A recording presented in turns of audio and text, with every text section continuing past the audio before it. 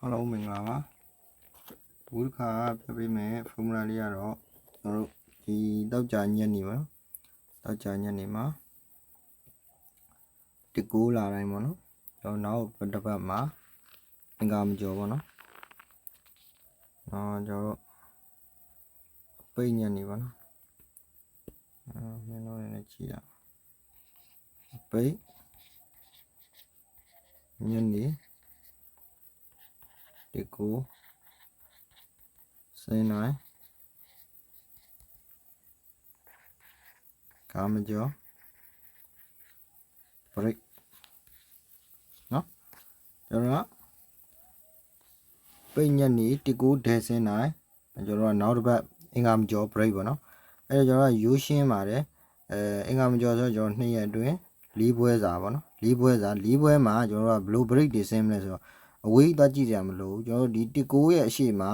ကျွန်တော်ဘာဆင်းထားလဲပေါ့ကြည့်လိုက်တော့2ခွန်ဆင်းထားအဲ့2ခွန်ဆင်းထားရင်ကျွန်တော်2ခွန်လေးကိုချရေးလိုက်အဲ့ခွန်ဘေးနားမှာကျွန်တော်က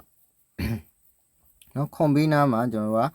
ခွန်ရဲ့ပါဝါယူလိုက်ခွန်ပါဝါယူတော့2ပေါ့နော်အဲ့သူ့ရဲ့2ကလည်းရှေ့မှာရှိနေဆိုတော့ရှေ့က2ကိုပဲပြန်ယူရမယ်အဲ့တော့2ကပါဝါတော့ပြန်ယူမနေတော့ဘူး2ကနက်ခတ်ကိုကျွန်တော်ယူမယ်အဲ့တော့2ကနက်ခတ်ကိုယူတော့4နော်2ကနက်ခတ်ကိုယူတော့4ဆိုတော့ကျွန်တော်က2ခွန်4 break 2ခွန်4 break ကကျွန်တော်အင်္ဂါမကျော်ဆင်းကိုဆင်းပြရမယ်ကျွန်တော်ဒီ4ပွဲမှာ4 break ဆိုပြီးတော့ကျွန်တော်4 break အောင်မြင်တော့မှာနော်ဘာလို့သူက2ကနက်ခတ်ကိုယူလဲဆိုတော့ဒီခွန်ရဲ့ပါဝါကအရှိမနှစ်အနေနဲ့လာရှိပေးထားတာဖြစ်တဲ့အတွက်အဲ့တော့2ခွန်9ကအတူတူပဲဖြစ်တယ်ဒါကြောင့်မို့ကျွန်တော်အရှိမရှိတဲ့2ကိုနက်ခတ်အဖြစ်ယူလိုက်ရဖြစ်တယ်ပေါ့နော်ဒါကြောင့်မို့ဒါကြောင့်မို့ခွန်ရဲ့နက်ခတ်တော့မယူသူကတော့ခွန်ကတော့ပါဝါယူရမှာနော်ဒီနောက်ဆုံးကဏ္ဍအပိတ်ကတော့ပါဝါယူရမှာနော်ဒါကြောင့်ပါဝါပဲယူရမှာဖြစ်တဲ့အတွက်ယူလို့မရဘူးပေါ့နော်အရှိမ2တလုံးကရှိနေဆိုတော့ဒါကြောင့်မို့ကျွန်တော်ကအရှိက2ကိုပဲနက်ခတ်အဖြစ်4ဆိုပြီးတော့2ခွန်4ဆိုပြီးတော့ကျွန်တော်ကbreak 3လုံးကတော့ယူရမယ်ဗျမယူလို့မရအောင်နော် break 3လုံးကတော့ယူရမယ်ဒါဆိုရင်ဒီမှာကြည့်မယ်ဆိုရင်အင်္ဂါမကျော်တစ်ကိုဆင်းထားတယ်မနက်မှာကျွန်တော်က9ဆိုပြီးတော့formula တွေကဟိုတွေကပြောင်းမြန်နေဖြစ်နေပြောင်းဖြစ်တာမဟုတ်ကျွန်တော်အောက်ရောက်နေ sorry ဟိုဘောမှာ okay ကျွန်တော်ဒီဘောကသွားမယ်ဆိုတော့ဘောသွားမယ်ဆိုတော့ဒီမှာတစ်ကိုဆင်းထားတယ်သူကတော့မူကတော့မပြောင်းနော်တောက်ကြညက်နေတစ်ကိုတဲ့နော်တောက်ကြညက်နေတစ်ကိုဒဲစင်းကျွန်တော်တို့ကဒီမှာဒဲစင်းသူ့ရဲ့မနက်ကနန်းဖြစ်တဲ့9ကိုစင်းတာဒါဆိုရင်9ကိုဆိုရင်9ကို break ကိုတော့ကျွန်တော်ယူရမှာကျင်းတည်သွားပြီအဲ့တော့9ကိုပါဝါ4ဆို9ကို break အဲ့တော့ဒီ2ရက်အတွင်းမှာကျွန်တော်တို့က9ကို4ဘာတွေစင်းလဲ9 break 96နော်9ကို4မှာကျွန်တော်တို့96စင်းသွားပါနော်96ဆိုတော့9 break အောင်မြင်သွားပါနော်9 break အောင်မြင်သွားတယ်ဟုတ်ပြီအောက်မှာဆက်ကြည့်မယ်အောက်မှာလည်းနီးရဲနေနော်ပိတ်ထားတာဆိုတော့ကျွန်တော်က35ပေါ့နော်ဒီ19ရဲ့မနက်မှာကျွန်တော်က35ဆင်းနဲ့ပါဝါချိန်တော့3ညယူမယ်အဲ့တော့350 break 350 break ကကျွန်တော်ဒီလောက်ပိတ်ရက်ဒီများတာတော့မှာပေါ့နော်ဒီမှာ3ည break 28ဆိုပြီးတော့ကျွန်တော်အောင်တာတွေ့ရမှာနော်အဲ့မှာကျွန်တော်ကနောက်ထပ်ပါလာသေးတယ်နောက်ထပ်တော့လာတာတော့မတွေ့ရဘူးပေါ့နော်အဲ့မှာ3ည break 28ပေါ့နော်3ည break 28လာတွေ့ရမယ်မူလေးကဘယ်လိုလဲဆိုတော့နည်းနည်းဟိုလွယ်ပါတယ်ဒါပေမဲ့သတိထားတော့ကြည့်ရမှာနော်အဲ့တော့ကျွန်တော်ကတစ်ကိုဆိုပြီးပြန်ဆင်းမိကြပြီလေသူကဆင်းကျင်တာဆင်းပလိတ်စီမူကတော့မူတိုင်းပဲသွားမှာပဲတစ်ကို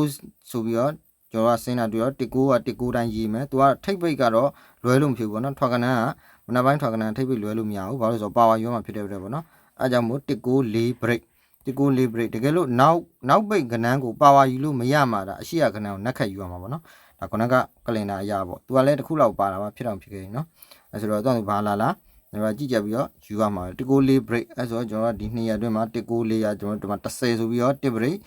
တွေ့ရမယ်65ဆိုပြီးတော့1 break တွေ့ရမယ်ခွန်ဆိုတော့4 break ပေါ့နော်ခွန်ဆိုရအဲ့မှာကျွန်တော်1ကိုကျွန်တော် share စင်းတာတွေ့ရမယ်ပေါ့နော်1 break 4 break 4 break စင်းတာတွေ့ရမှာနော်ဒီမှာဆိုရင်ကျွန်တော်ကြည့်မယ်ဆိုရင်2018 3လပိုင်းလောက်တုန်းကဒီလိုဖြစ်စဉ်မျိုးတစ်ခါဖြစ်သွားတယ်အဲ့တော့ညနေပိုင်းတောက်ကြညနေ1ကိုဒဲစင်းတာဖြစ်တဲ့အတွက်ကျွန်တော်ကမနက်ပိုင်းဖြစ်တဲ့ခွန်1ကိုခွန်1အတိုင်းထိတ်ပိတ်မလွယ်အောင်ကျွန်တော်ရေးလိုက်မယ်အဲ့တော့1ကပါဝါ6ဆိုတော့ခွန်6 break နော်ခွန်6 break ကနောက်ဘက်3လပိုင်းနဲ့မှာပဲ26ရက်နေ့မှာစတဲ့အပတ်မှာကျွန်တော်အင်္ဂါမကျော်ဆင်းရမယ်နော်အဲ့မှာခွန်6မှာကျွန်တော်ဘာတွေဆင်းလဲတစ်ချက်ကြည့်မယ်3ည6ဆိုပြီး6 break ဆင်းတယ်ပေါ့နော် ခွန်တစ်6ဆိုကျွန်တော်6 break ဆင်းသွားတယ်ပေါ့နော်အောင်မြင်သွားတယ်ကျွန်တော်ဒီမှာကြည့်မယ်ဆိုရင်လည်း2021 10လပိုင်းမှာကြည့်မယ်ဆိုရင်ဒီလိုဖြစ်စဉ်မျိုးဖြစ်သွားတာတွေ့ရမှာနော်မူဖြစ်စဉ်တူတယ်ပေါ့နော်ဒီမူလေးကတော်တော်လေးလှရပါတော့အဲ့တော့19ဆင်းထားတယ်တောက်ကြမနက်မှာကျွန်တော်43ဆိုပြီးတော့ဒဲရေးလိုက်မယ်ပေါ့နော်ထိပ်ပိတ်လွဲလို့မရပါဘူးဒဲရေးလိုက်မယ်3ပါဝါ8အဲ့တော့438 break 438 break ကကျွန်တော်တို့အင်္ဂါမကျော်ဘာတွေဆင်းပြီးလဲ3 break နော်ခွန်6ဆင်းပြီးရပါ438 break မှာ3 break ဆင်းတာတွေ့ရမယ်အရန်ကိုလာတယ်ပေါ့နော်လုံးဝလည်းရက်လည်းမကျော်ဘူးမူလည်းမဖောက်ဘူးပေါ့နော်ကျွန်တော်တို့ကဒီမှာဆိုရင်2020 3လပိုင်းမှာဒီမှာ3လပိုင်း9ရက်နေ့မှာကြည့်မယ်ဆိုလို့ရှိရင်9ရက်နေ့အပတ်မှာပေါ့နော်ဒီမှာဆိုရင်64ဆိုတော့ကျွန်တော်က64ဆိုပြီးရေးလိုက်မယ်ထိပ်ပိတ်မလို့အောင်ရေးမယ်64 4ပါဝါ9အဲ့တော့649 break 649 break မှာကျွန်တော်တို့ဘာဆင်းလဲ6 break ဆင်းသွားတယ်နော်6 break 366 break ခွန်9 6 break နော်နှစ်ကြိမ်တော့ဆင်းသွားတာတွေ့ရမှာနော်ဟုတ်ပြီကျွန်တော်အောက်မှာဆက်ကြည့်မယ်မနမစု14နော်14ဆိုတော့149 break 149 break ဟုတ်ပြီကျွန်တော်တို့ဒီမှာဘာဆင်းလဲကြည့်မယ်149မှာကျွန်တော်တို့65ဆိုပြီးတော့1 break ဆင်းသွားတာတွေ့ရမယ်83ဆိုပြီးတော့1 break ဆင်းသွားတာတွေ့ရမှာနော်အဲ့တော့1 break ကတော့တော်တော်လေးကောင်းတယ်ပေါ့နော်ဒီအဲ့ဘက်မှာတော့ပိတ်ရပါမယ်လို့လဲ1 break က share လာတယ်ဒီမှာဆိုလဲကျွန်တော်ကမနက်ပိုင်းမှာပတ်ထွက်တာ30ထွက်တာ30ထွက်တော့30ရေးမယ်3ညပါဝါ9အဲ့တော့35 break 35 break ကကျွန်တော်နောက်ဘက်မှာဘာလာလဲဆိုတော့3ည break 55နော်55 break ဆိုတော့3ည break ရော5 break ရောကျွန်တော်ကအကုန်လာတော့တာတွေ့ရမှာနော်ဒါကတော့ခဏကပြောပြတာဖြစ်တယ်အဲ့တော့နှစ်ခွန်ကြပြီးထားတယ်နှစ်ခွန်ကြလဲဘာမှမဖြစ်ဘူးနှစ်ရောခွန်ရောရေးလိုက်မယ်ခွန်ပါဝါနှစ်ဆိုပြီးရေးလို့မရဘူးအရှိမနှစ်ကရှိနေတယ်အဲ့တော့နှစ်ပါဝါခွန်တော့လုံးမနေတော့ဘူးနှစ်ကနက်က4ဆိုပြီးတော့ကျွန်တော်တို့ကယူလိုက်တဲ့အခါမှာနှစ်ခွန်4 break ကိုကျွန်တော်အောက်မှာ40ဆိုပြီးတော့အောင်မြင်တာတွေ့ရမှာနော်နှစ်ခွန်4 break မှာကျွန်တော်5ခွန်ဆိုပြီးတော့2 break လဲမှန်တယ်ပေါ့နော်5ခွန်ဆိုပြီးတော့အဲ့တော့2 break 4 break အောင်မြင်တာတွေ့ရမှာနော်အဲ့တော့ကျွန်တော်ကဒီမှာဆိုရင်လဲ55ဆိုရင်ကျွန်တော်ဘယ်လိုလုပ်မလဲဒါဆိုရင်သူက break 3လုံးဖြစ်အောင်လုပ်ရမှာဖြစ်တဲ့အတွက်ဘာလုပ်နေလဲ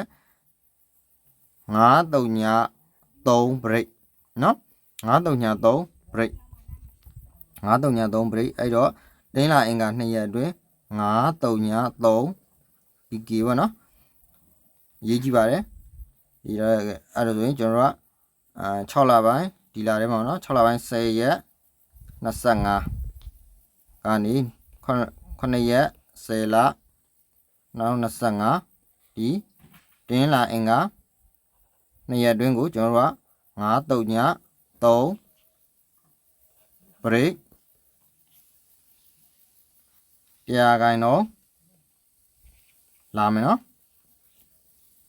โอเคပါအားလုံးကျေးဇူးတင်ပါတယ်ကျွန်တော်မူလေးတွေကိုကြိုက်နှစ်သက်မယ်လို့ထင်ပါတယ်ဗျ